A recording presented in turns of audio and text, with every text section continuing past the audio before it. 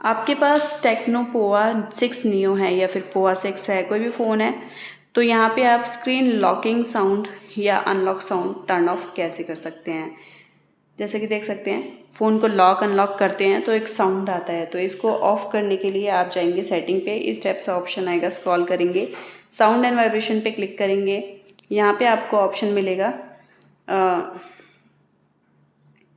Haptic and sound का। यहाँ पे आपको स्क्रीन लॉकिंग साउंड बंद कर लेना है। और रही बात टच साउंड और charging sound, delete sound, screenshot sound, ये सब भी आप ऑन ऑफ कर सकते हैं। फ़िलहाल के लिए स्क्रीन लॉकिंग साउंड मैंने बंद कर दिया है। बैक कर लेंगे और अब यहाँ पे स्क्रीन को आप लॉक करेंगे या अनलॉक करेंगे, कोई भी साउंड सुनने को नहीं मिल रहा है, ठीक है, ये नॉर्मली अनलॉक हो रहा है। इसी टाइप की इंटरेस्टिंग वीडियोस के लिए आई बटन पे क्लिक कर लेंगे। वीडियो पसंद आए लाइक शेयर सब्सक्राइब ज़रूर कीजिए। मिलते हैं नेक्स्ट वीडियो में, तब तक के लिए नमस्कार।